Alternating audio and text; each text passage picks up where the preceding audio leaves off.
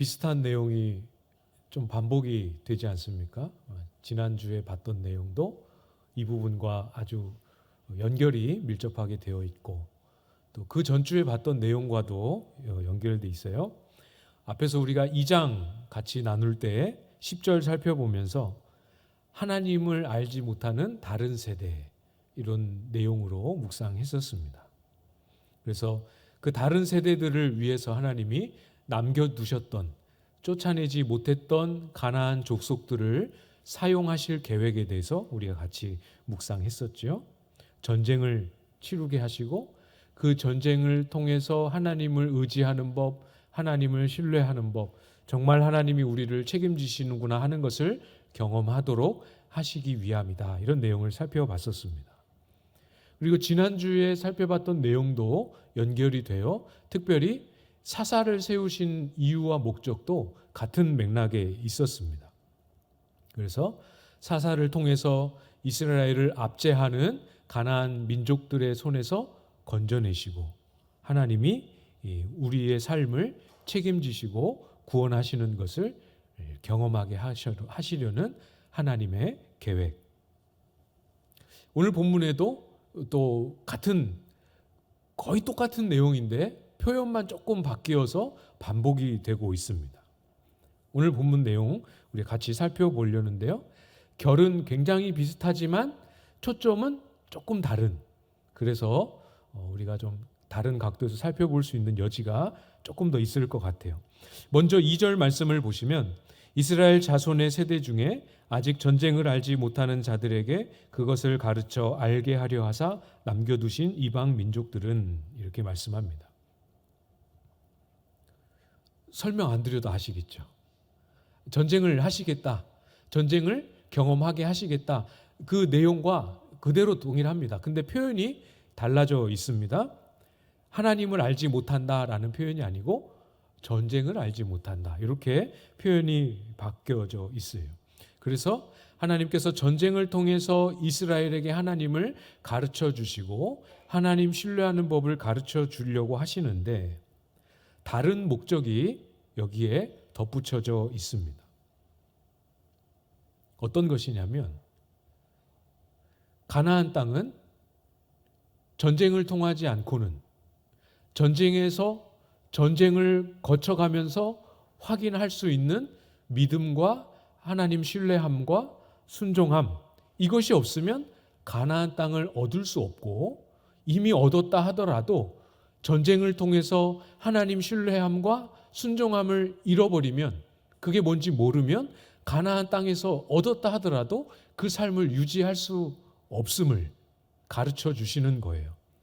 그래서 오늘 본문에서 보면 조금 더 1절에서 자세하게 기록을 하고 있죠. 가나안의 모든 전쟁들을 알지 못한 이스라엘, 이렇게 표현합니다.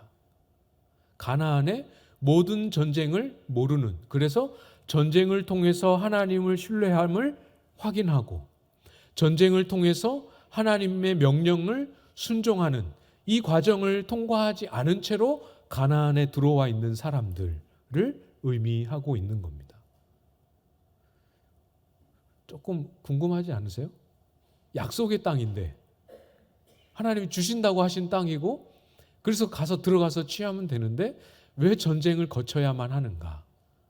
전쟁 자체가 목적이 아니고 전쟁을 통해서 확인했던 하나님을 신뢰하는 것, 하나님의 명령에 순종하는 것, 이것이 가나안 땅에 들어가는 것 또는 가나안 땅에서의 삶을 유지할 수 있는 중요한 조건이다라는 사실입니다. 그러니까 전쟁을 통하지 않고 가나안을 들어가거나 가나안을 소유하는 것은 우리식으로 쉽게 표현하자면 믿음 없이 구원을 받겠다는 것과 똑같은 말이에요. 이렇게 하면 이해가 되십니까? 전쟁을 통해서 하나님 신뢰함을 확인하지 않고 가나안 땅에 들어간다, 그거는 믿음 없이 구원을 받는다. 불가능하죠? 구원은 반드시 예수 그리스도를 믿음으로, 마찬가지로 약속의 땅에서의 삶은 반드시 하나님을 신뢰함과 말씀에 순종함으로여야 가능합니다. 여러분도 알고 계세요. 하나님을 신뢰하고 그 말씀을 청종하는 삶을 잃어버리면 가나안 땅에서도 쫓겨나죠. 원래 가나안에 살던 사람들이 왜 가나안에서 추방당하고 이스라엘이 들어가야 했는지 여러분 기억하고 계시죠? 죄악이 가득 찼기 때문입니다. 아무리 하나님의 택함받은 이스라엘 백성이라 하더라도 하나님을 신뢰하고 하나님께 순종하는 삶을 잃어버리면 그들도 예외가 없죠. 가나안 땅에서 쫓겨나게 됩니다. 그게 바벨론 포로 시간이었죠. 그래서 성경은 반복해서 말씀하고 있죠. 2장 22절에서도 여호와의 도를 지켜 행하나 아니하나 시험하기를 원하신다. 오늘 본문에서도 마찬가지입니다. 4절입니다. 남겨두신 이 이방 민족들로 이스라엘을 시험하사 여호와께서 모세를 통하여 그들의 조상들에게 이르신 명령들을 순종하는지 알고자 하셨더라. 반드시 전쟁을 통해서 하나님을 신뢰함을 나타내고 확인하고 하나님의 명령을 지키는 삶의 구체적인 내용들로 자기들 스스로도 확인하는 과정을 반드시 거쳐야 합니다. 가나안만 그런 게 아니에요. 사실은 가나안은 이스라엘에게 주어지는 삶의 자리였기 때문에 그런 거지, 가나안이 아니다 하더라도 이스라엘 백성들이 하나님의 백성으로서의 부름을 감당하고자 한다면 광야에서도 똑같은 원리가 적용이 됩니다. 사람이 떡으로만 살 것이 아니요 하나님의 입에서 나오는 모든 말씀으로 살리라 함과 같으니라. 생각나시죠? 광야에 척박하고 풍부하지 못하고 곤고한 시절을 통과하게 하셨던 하나님의 의도는 하나님을 신뢰하고 하나님의 말씀으로 사는 게 무엇인지를 훈련하고 연단시키시기 위함입니다. 삶의 자리가 다를 뿐 신앙의 원리, 삶의 원리는 동일한 것이죠. 이걸 잘 기억하셔야 합니다. 우리에게도 마찬가지예요. 전쟁을 통해서 이스라엘 백성들이 드러내고 확인해야 했던 것처럼 우리도 우리의 삶의 싸움을 통해서 우리에게 진짜로 그 믿음이 있습니다.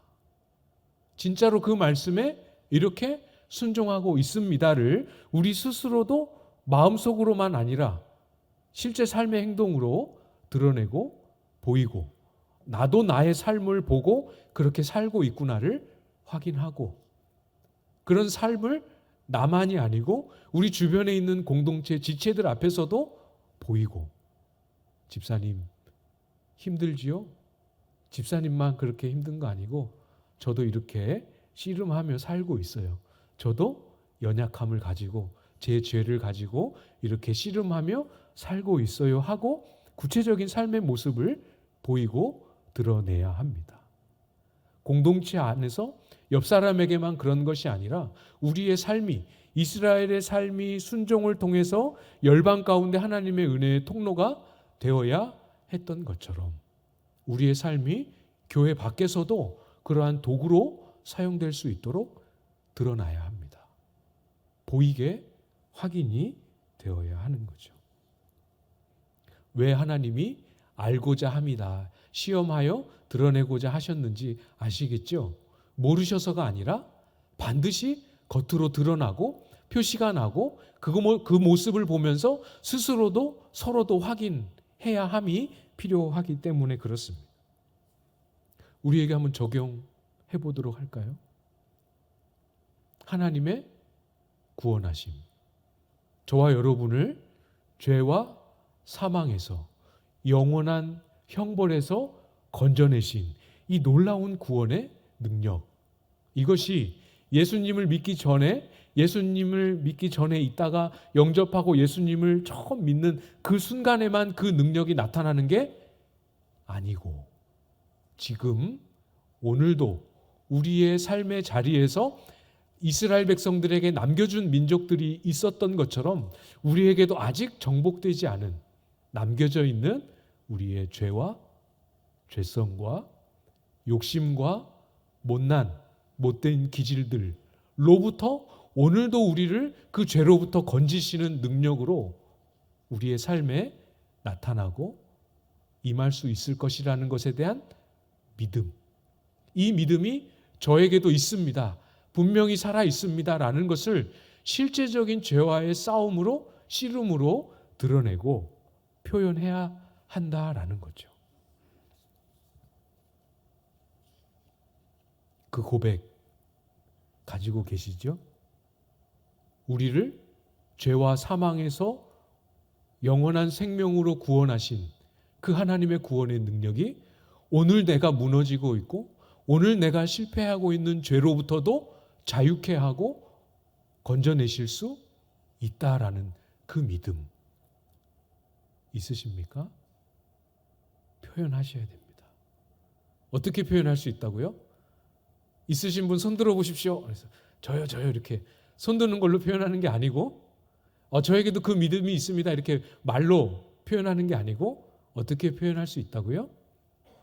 그 죄가 우리의 삶에 공존하고 있는 거를 눈뜨고 볼 수 없는, 가만히 내버려 둘 수 없는 그 마음을 행동으로 표현하는 거죠.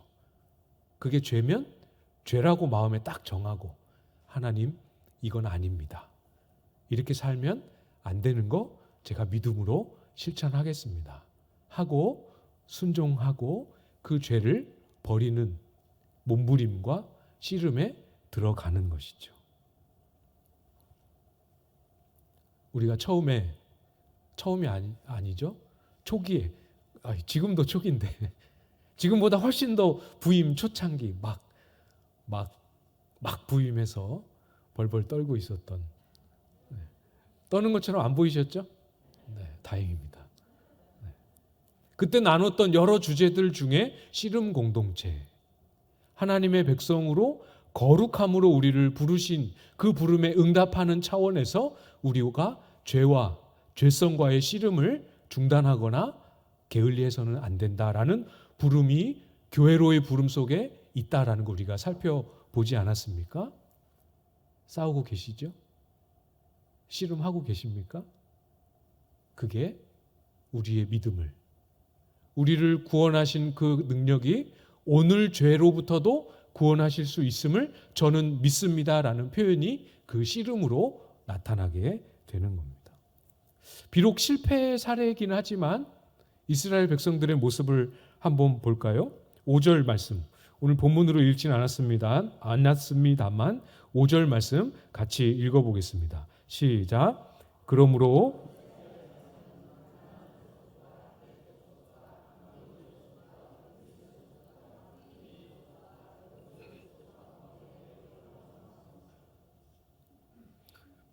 이게 뭔가 싶으신가요? 그냥 족속들 이름만 쭉 나와서 이게 무슨 실패 사례인가 싶으신지 모르겠지만 잘 보십시오. 끝부분에 이러이러한 족속 가운데에 거주하면서, 무슨 뜻인지 아시겠죠? 같이 살았다는 거예요. 다 내쫓으라고 했고 진멸하라고 했고 그들과 좀 언약을 맺으면 안 된다고 했는데 그들을 버젓이 데리고 와서 같이 옆집에도 살고 윗집에도 살고 반찬하면 같이 나눠도 먹고 그렇게 하면서 같이 살고 있었다라는 겁니다. 함께 거주하는 것이, 그 집에는 가니까 아세라를 섬기고 있고 저 집에는 아스다롯, 저 윗집에는 바알 섬기고 있는데 그게 전혀 이상하게 여겨지지 않고 같이 살아도 불편함도 없고 같이 지내도 마음에 죄책감도 없고 같이 지내도 아무런 낯설음과 이상함이, 불안함이 없이 같이 거주하고 있었습니다. 이렇게 하면 안 되는 거죠. 못 이겨도, 전쟁에서 지더라도 싸웠어야 됩니다. 너네는 우리와 같이 살 수 없어 하고 몰아내든 추방을 하든 했어야 합니다. 똑같은 원리죠. 이길 수 없어도 이 죄를, 목사님 제가 안 해본 줄 압니까? 제 신앙생활 연차가 몇 년 차인데, 몇십 년 차인데 상관없다니까요.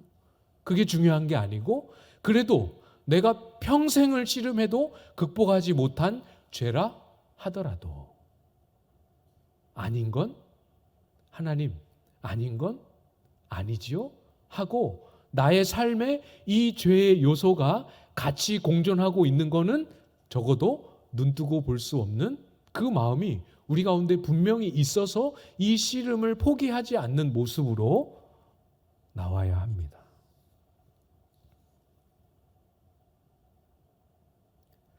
죄를 이기기 위해서는 죄를 미워하는 마음이 있어야 한다는데 사실 미워하는 마음보다는 한편으로는 이게 좋긴 좋은데 그런 마음도 있고 이걸 어떻게 내가 없애나 이제까지 해도 한 번도 못했는데 하는 자신 없는 마음도 있고 어떻게 싸워서 이길 수 있을까 지식도 부족하고 이런 부족함 안 될 것 같은 마음 자신 없음 이런 마음 있을 수 있습니다. 그것도 상관없습니다.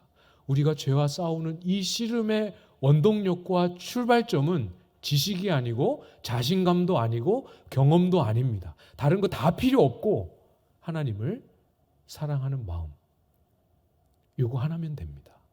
그래서 하나님이 싫어하신다라는 그거 하나만으로 충분하고 평생 천국 갈 때까지 내가 진짜 천국 가기 직전까지도 결국은 극복하지 못하고 평생을 싸움만 하다 씨름만 하다 주님 앞에 가는 한이 있다 하더라도 그런 죄가 있을 수 있지 않겠습니까?